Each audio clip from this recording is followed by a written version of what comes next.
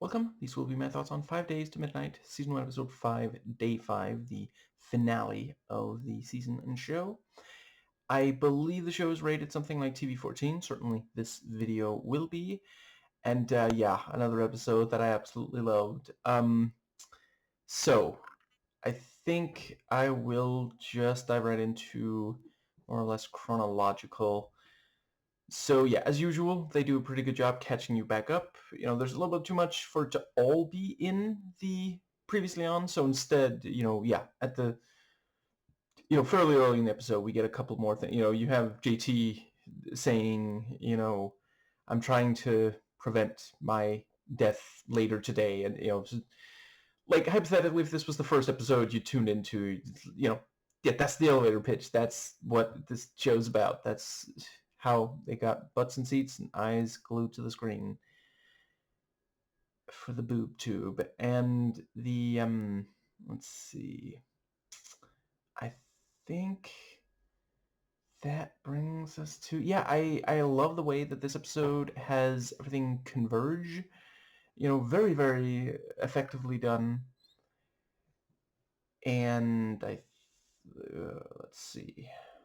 Yeah, so, you have the thing about the, let's see. It's pretty early that the lawyer, Simpson, huh? And, he gets Roy out. And we have, let's see. Yeah, there's the, so yeah, JT and Sikorsky travel back to the house, and we have, Carl trying to get the car. We have, I'm afraid I forget his name, but the brother-in-law, he grabs his gun and leaves. Poor Ezri Dax, things just don't always go her way. Trying to stop him, but it's also like, yeah, what is she gonna do? Like, clearly he's not listening. And let's see, I thought it was a good detail that he doesn't immediately lower the gun when she's there. Like, he's trying to avoid aiming it directly at her, but it's a little too close. He is really struggling to keep it together, clearly. And yeah, Roy manages to take out guards or cops, and this thing of, very clever of Claudia telling Jesse, to hide, and starting by, instead of just saying find somewhere to hide, just asking, do you have a favorite place to hide? Try to focus on something positive in the middle of this to not panic. And really genuinely upsetting when we see Roy with the, what's it called? The extension cord, maybe? Or, like, I can't be the only person whose first thought was not kidnapping, but something more horrifying. So yeah, and fantastic performance. Like, I know I've already said it in one of the videos on the show, but McFadden, like, holy crap, he's just so freaking good here and also elsewhere. Once again, caliber 45. Holy crap. Oh right, wait, is that him or is that his brother? I feel like there's at least two McFadgens in show business. My wrist is too sore to look it up right now. Anyway, the McFadgens that I've seen and stuff are really, really talented. But yeah, at times it's just primarily his vocal performance. Like, when he's, that they light it just right. It's nice and dim and dark, but he's walking up the stairs and he's like giggling like a school child. He's giddy at the idea of going after Jesse. Like, Jesus. And yeah, the nicely done on, she manages to knock the gun out of his hand, but he is bigger and stronger than her, so of course she's not going to be able to fully overpower him, but at the same time, like, she kind of had to deal with the gun. Like, if she tried to hit him in the head and she misses, he's got a gun, he might immediately shoot. So yeah. Let's see. I think that is the... Yeah, so he takes both of them, and then, JT and Sikorsky arrive, realize they're gone, and JT really has to work hard to convince that it's Roy, not Carl. And and genuinely, so I've said before, I don't love when media does this thing of like having a female character kidnapped to motivate a man, but Jessie is a full character. She's a person, so it doesn't feel like they're just doing that. And I think that brings us to the, let's see. And it is a way to escalate, because you do need some, if when you start your show saying, hey, protagonist might die within, 5 episodes, you're going to have to bring something big for the finale. Otherwise, like by then it can kind of have run out of steam, which I wouldn't say it has otherwise, but still, I do think it needed something. It would have needed something if not for that, is what I mean. And let's see, I think that does, yeah, and Clever, they try to cut off the car, but then it's just the lawyer, and thankfully, he is arrested as an accomplice. I did not love Carl's ableism, but I mean, he's not always the nicest person, and it's showing, he is really at his wit's end. I've never been entirely sure if we are, because we don't hear her say her name, if he's mispronouncing it, or if she said off screen that that's how you pronounce it, or maybe and if he's mispronouncing it is by accident to make him look silly, or like he's panicking so much, or to make him look like a jerk, purposefully I don't know. The I mean, I've seen others, here they pronounce it Stefani instead of Stephanie. I don't know. I guess I just wouldn't have minded if they made it clear which of the aforementioned it was. Especially because he keeps, he says her name at least twice. And the second time says that, he can't stand that name. So it's like, well, is that because of the pronunciation? Or I don't know. He's probably just petty. He doesn't like to lose. And the car arrives, but he's in such a hurry he doesn't notice. They underline, put on the paper, gas tank is empty, and he doesn't pay attention to it because he's so obsessed. So yeah, I think that brings us to the let's see, yeah, and maybe I'm giving this show too much credit, but I do really think so. I do think a lot of this writing genuinely is, they put effort into it, So everyone gathers at Buck Naked. Roy goes there because he heard this thing about, okay, JT will die in 5 days. Well, I guess by the time he heard it, it was less than 5 days, but by Friday, Friday night, he will die at this particular location. Well, okay then, that's where Roy goes to draw in JT. JT realizes this and convinces Sikorsky of it as well, so they go there. Carl is going there because he thinks the universe will collapse if JT does not die there, wearing the parka and with the green car outside. And I just cannot remember the brother-in-law's name, but he figures that's where Carl is going to be. Again, he knows this theory, so it genuinely does feel, like they're there for slightly different reasons. Brother-in-law's there for the briefcase. Roy essentially wants to make I mean, I guess he ultimately doesn't care if it happens the way it was predicted specifically, but he's just using it as a way to communicate with to JT. That's where they'll go. JT is there to save his girlfriend and daughter.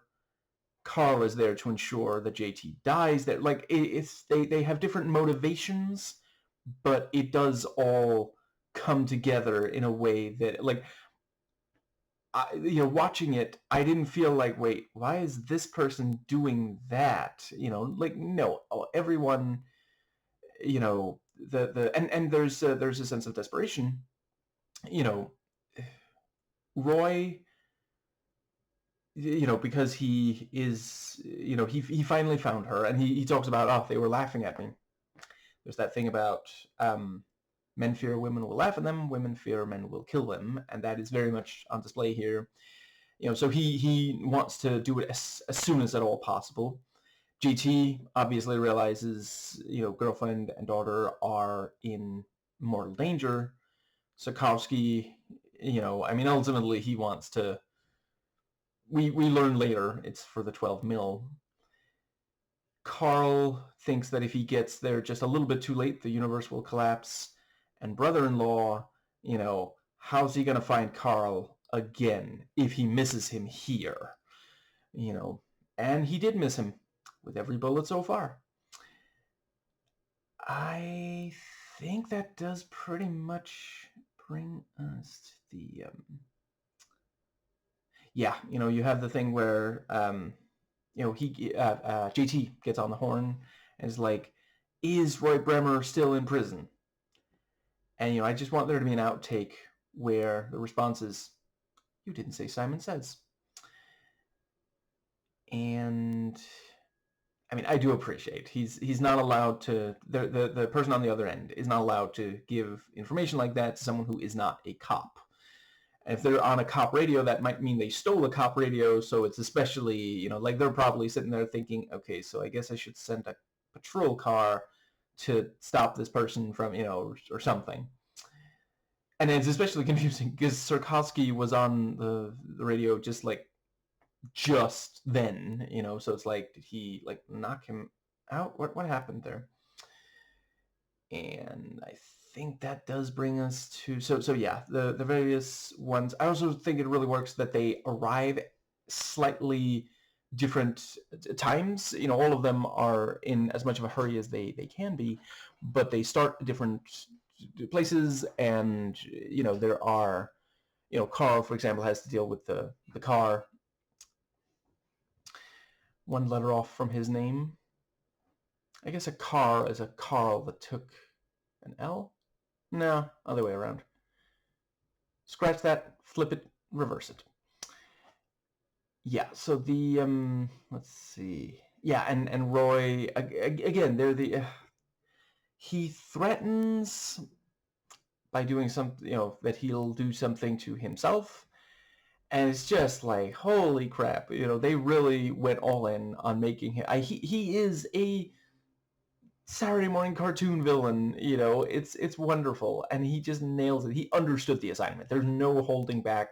There's no sense of I don't know, this is a little embarrassing, and people are gonna laugh at this. It's just no, it's we're meant to think this guy, we want him stopped so badly, And yeah, we have the thing about, that's one of the things Roy was after, was this, and yeah.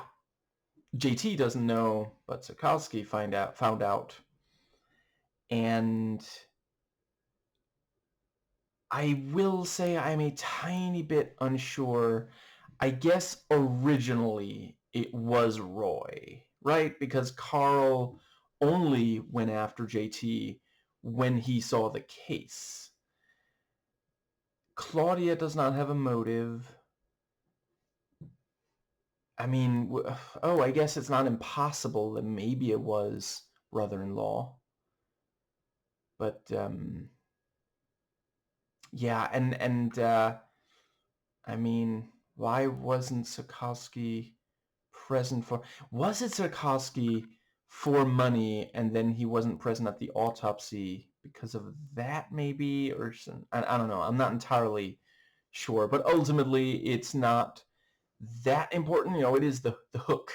So if we don't get every answer, like, I don't know, I felt satisfied. And yeah, it's surprising before the whole MAGA Santa thing that Randy Quaid could be kind of scary and intense. Again, like, I haven't watched those National Lampoon Vacation movies, I think they're called.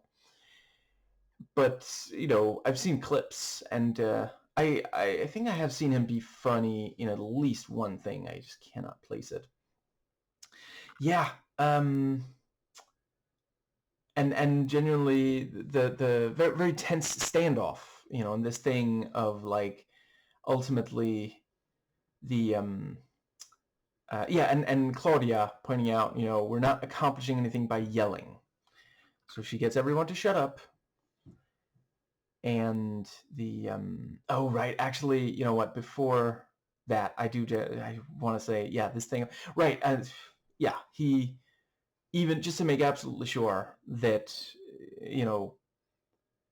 JT arrives and doesn't have the element of surprise on him, he calls, and yeah, hearing the cell phone, again, so nicely done. Like, so Roy hears the cell phone, knows JT is there, adjusts to be, sure that he'll be able to win this scenario. Claudia and Jesse, there's a little bit of hope there because he's obviously there to help them, but at the same time, this is how he dies, though. And yeah, really, really nicely done. Love Jesse going full Jenny Matrix and just immediately, like, you do not put her in a locked room, and she's not just gonna sit and wait. And and JT and Sikorsky, now realize, well, he probably heard the phone, so yeah. And I think that does bring us to, yeah, the whole confrontation. Claudia explains about the 12 million, and this thing of the tension and suspense as Roy is pointing his gun. And you have that thing about Claudia says there's no way Roy will hurt Jesse, and he assures that he will. And it just, yeah, really, really nicely done.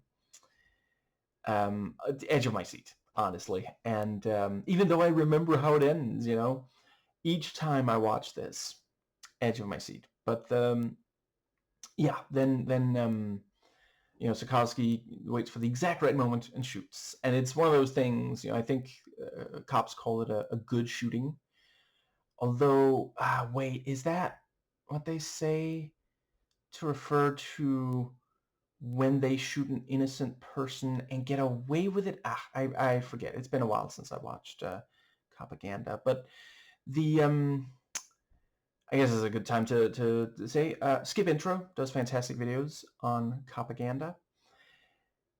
Now, the, let's see. It is, okay, at this point, I feel I must just briefly say it is terrifying that ICE keeps shooting people. And yeah, I mean, I don't know if they think they're going to keep avoiding any kind of accountability. Like, I don't hope for any violence against them, but, like, this story, sometimes ends with the people being stopped and then hated. So, yeah. I think that does... Yeah, so, right, and this episode also abuses the... I believe it is called frame skipping. It's not quite slow-mo, and, yeah, after the sense of, like, because there's some relief, it's like, Roy was the killer, and it's all resolved, and then Sikorsky, prevents from leaving and explains, he's going to get the 12 million.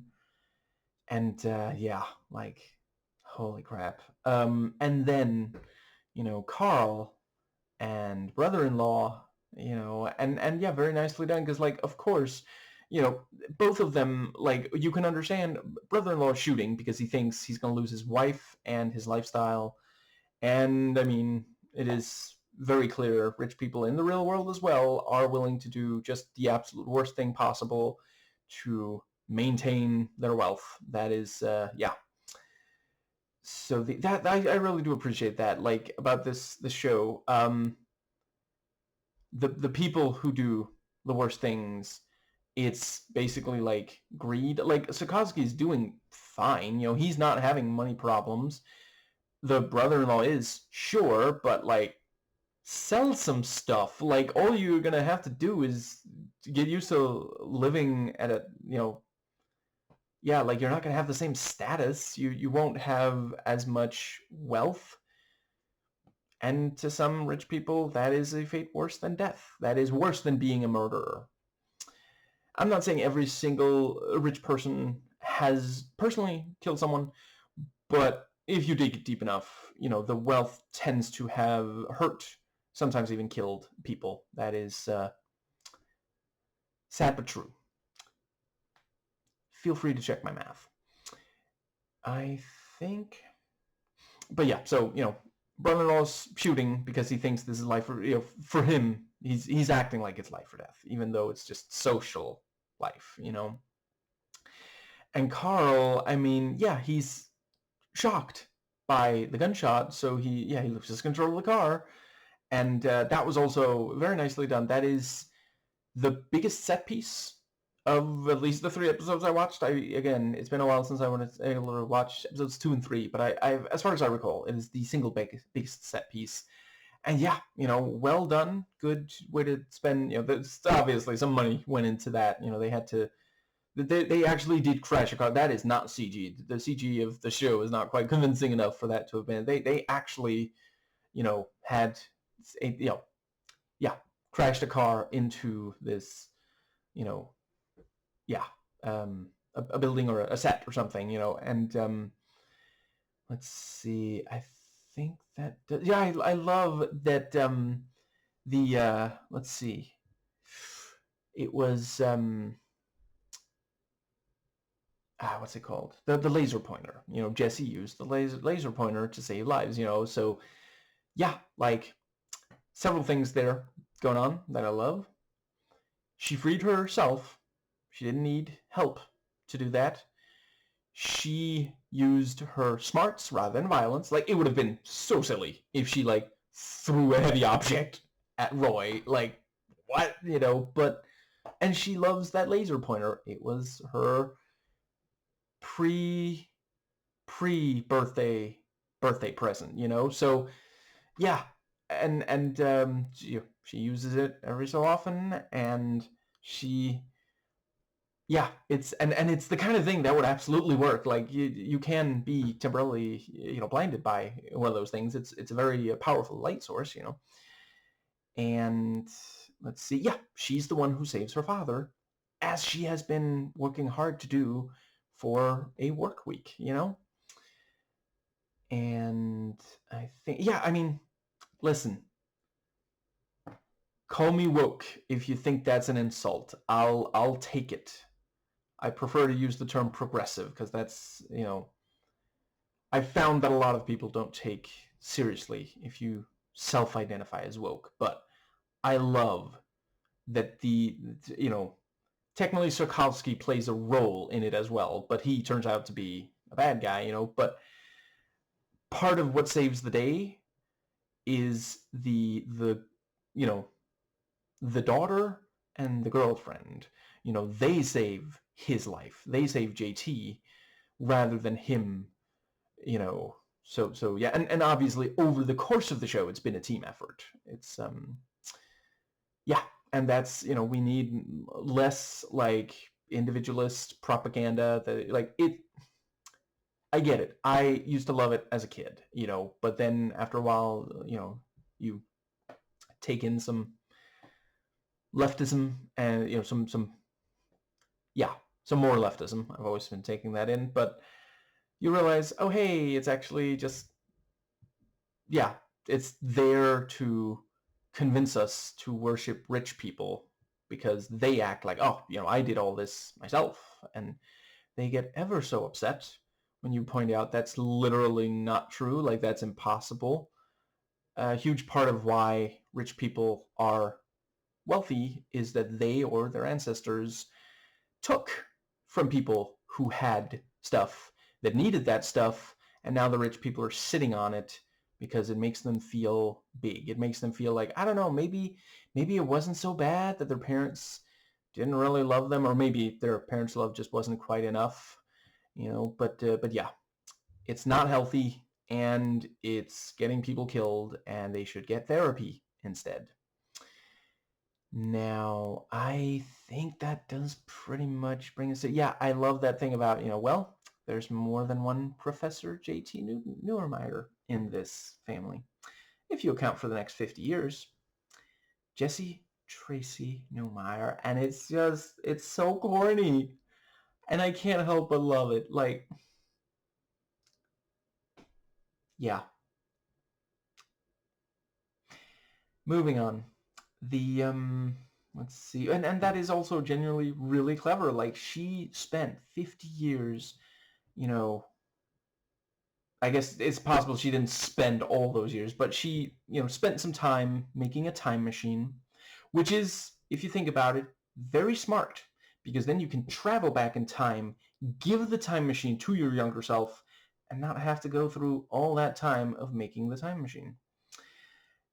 And yeah, sent the case file back, and yeah, that's genuinely really, really clever, and that does help explain, because there are a number of people, it's not necessarily the smartest thing to do, but there are a number of people whose password is password, and those people should definitely change it, but other people choose to use their birth date, their own birthday. Some people use family birthdates, but yeah, that's what she did. Very, very clever.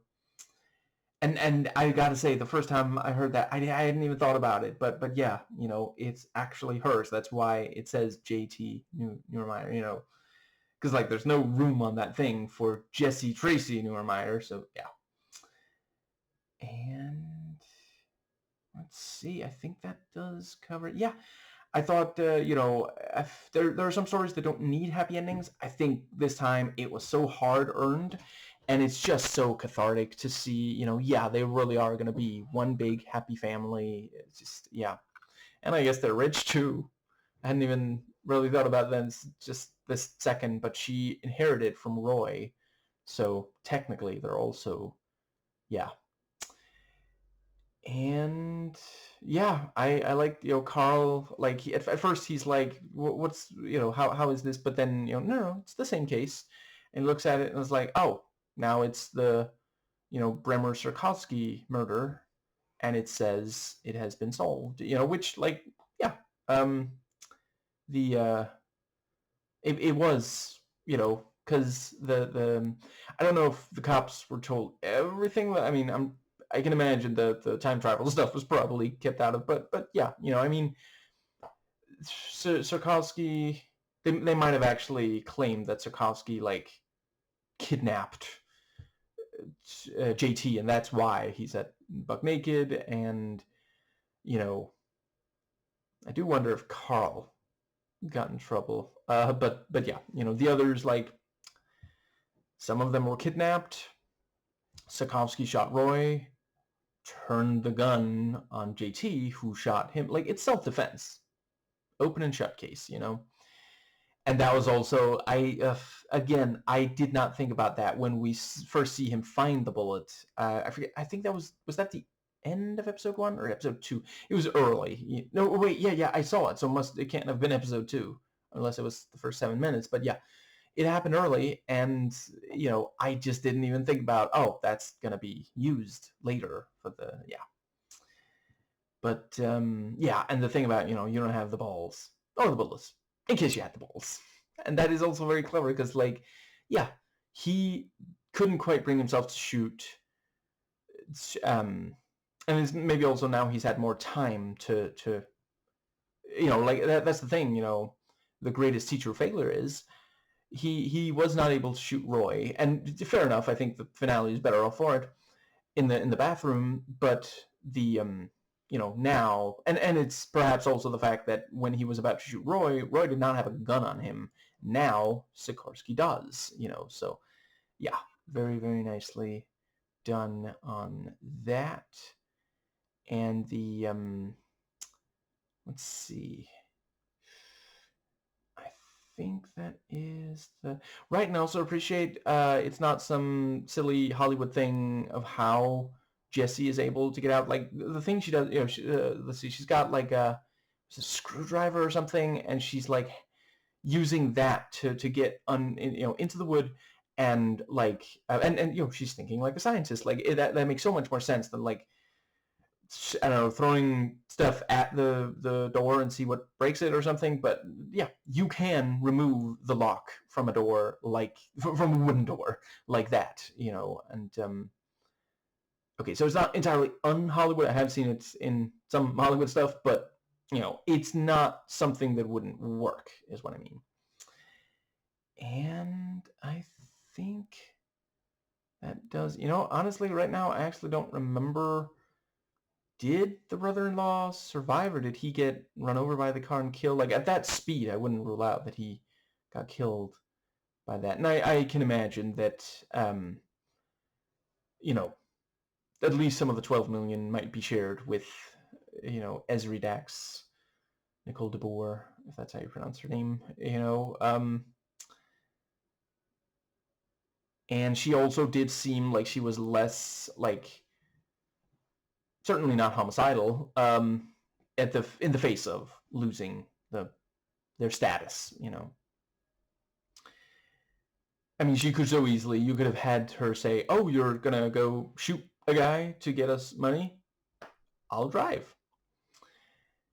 I think that might cover. Yeah, and genuinely,